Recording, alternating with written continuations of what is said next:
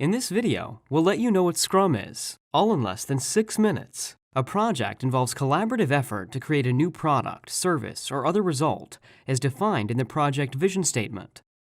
Projects are impacted by constraints of time, cost, scope, quality, resources, organizational capabilities, and other limitations that make them difficult to initiate, plan and estimate, implement, review in retrospect, and release. It is therefore important for organizations to select and practice an appropriate project delivery methodology. This is where Scrum comes in.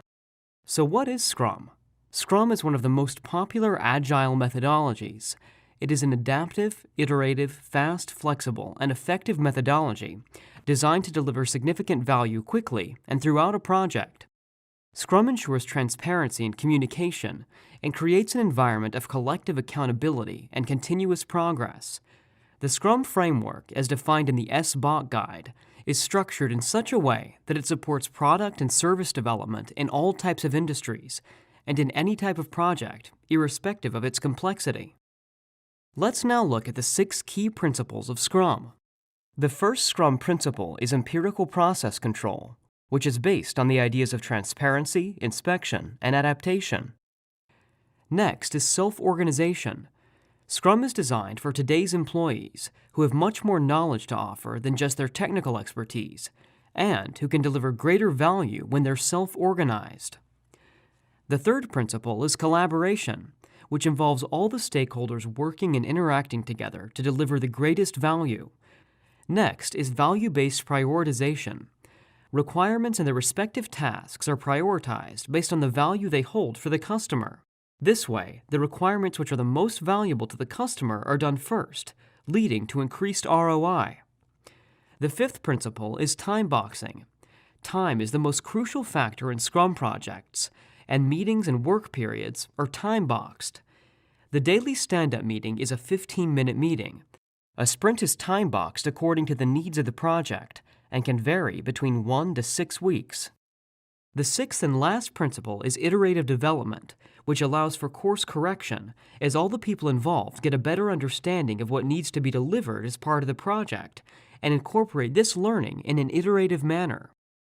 Now, let's look at the Scrum aspects. Organization. Scrum roles fall into 2 broad categories, core roles and non-core roles.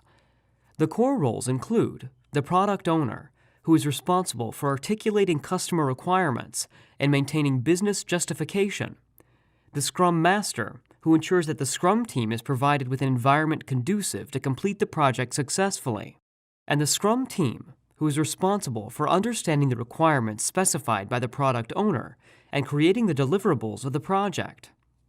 The non-core roles include stakeholders, the Scrum guidance body, vendors, the chief product owner, and the chief Scrum Master. Business justification.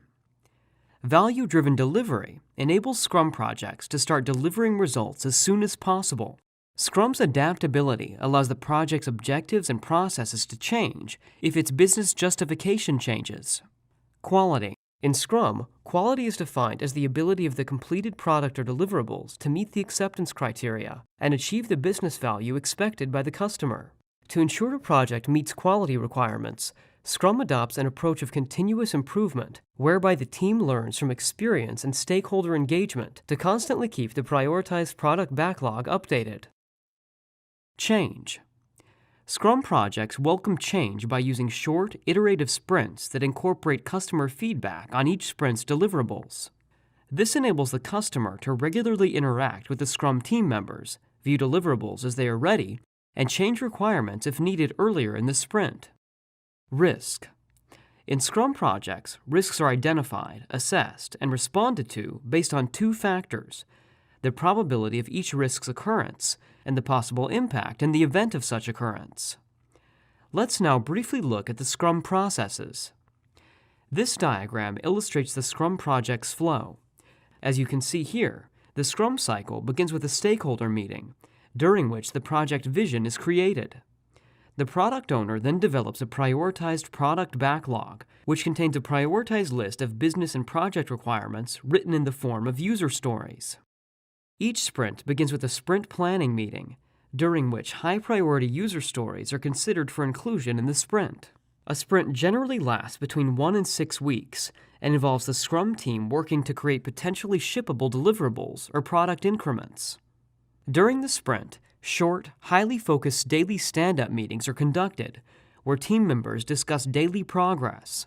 Toward the end of the sprint, a sprint review meeting is held, during which the product owner and relevant stakeholders are provided a demonstration of the deliverables. The product owner accepts the deliverables only if they meet the predefined acceptance criteria. The sprint cycle ends with a retrospect sprint meeting where the team discusses ways to improve processes and performance as they move forward into the subsequent sprint. Voila! We just covered the principles, aspects, and processes of Scrum in less than 6 minutes.